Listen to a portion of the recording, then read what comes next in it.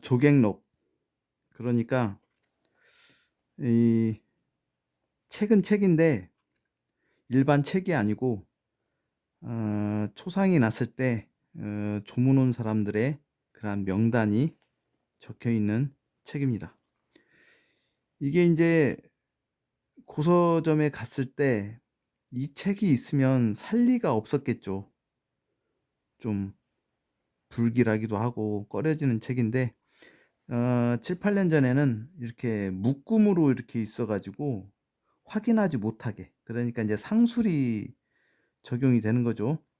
윗부분에는 좀 괜찮은 책이 있고 해서 이제 가운데다가 이렇게 묶어서 놓으면 확인하지 못하기 때문에 뭐 권당 뭐 이런 것들은 한 5,000원, 좀 큰 것들은 7,000원, 만 원 해서 한 3-40권 이렇게 묶어 놓으면 뭐 값이 좀 꽤 되기 때문에 부담스럽기는 한데, 그래도 이제 그때 당시에는 뭐 책을 좀 모을 욕심에 샀는데 이제 풀어 놓고 살펴보다 보면 이렇게 필요 없는 책이 나오게 됩니다. 그래서 이 책을 볼 때마다 그렇게 그때 당시, 지금은 뭐 한 권에 5만 원 이하가 없는 그러한 책들이 귀해져 버린 세상인데, 이 책을 보면 그때 뭐 묶음으로 이렇게 사 왔던 생각이 나는 좀 추억이 있는 책입니다. 그런데 이제 조객록, 이게 이제 신해 년 1971년 아니면 1911 년인데 1911년 같습니다. 그런데 이제 이게 전통 장례법에 의해서 이렇게 꾸려진 거를 볼 수가 있습니다. 호상, 그러니까 그 상을 주관하는 옥현이라는 분, 사서, 그러니까 이제 이러한 상례법을 책을 보면서 치르는 그러한 사람들, 그리고 소렴, 대렴, 치관, 이렇게 장례를, 전통 장례를 치르는 법이 나와 있기 때문에 나름 좀 사료적인 가치가 조금 있지 않나 싶습니다. 그러면 상제 류초를 한번 보면, 상제 류초, 이제 전통 장례법에 대해서 이렇게 구결토까지 되어 있기 때문에 해석하는데 큰 문제가 없을 것 같습니다. 고복, 그러니까 왕이 죽으면 용마루에 올라가서 이제 그 옷을 이렇게 휘날리는 그 고복이죠. 그리고 입상주, 상주를 세우고 그다음에 습을 하고,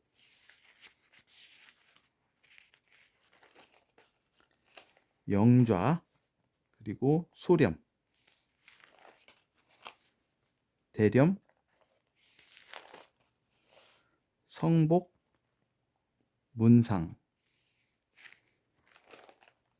그리고 치장, 발인까지 이제 이렇게 전통 장례법이 이렇게 나와 있는데, 그러한 장례법에 고복이 그러니까 큰 인물은 아니었던 것 같아요, 이 돌아가신 분이. 그래서 고복까지는 하지는 않고 이렇게 이제 소련부터 했습니다.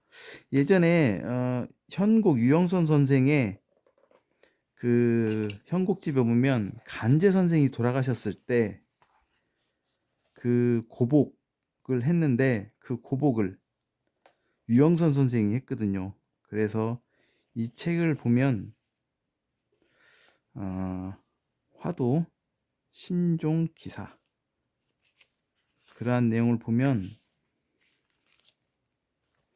여기에도 소렴, 그 다음날 대렴, 이렇게 그러한 일을 거쳤습니다.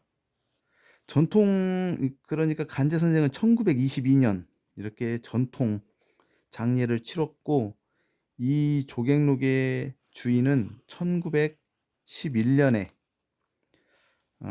그러한 장례 절차를 치룬 그러한 내용이기 때문에 이러한 인물들의 이름들이 있기 때문에 뭐 좀 연구하는 자세로 찾게 된다면 찾을 수도 있는 그러한 조금 가치를 좀 두고 있는 그러한 책이 아닐까 싶어서 이번 시간에는 이렇게 조객록 조문 오신 분들의 그러한 명단을 전통 장례법에 의해서 치룬 장례의 그러한 모습을 볼 수 있는 책 한 권을 살펴보았습니다.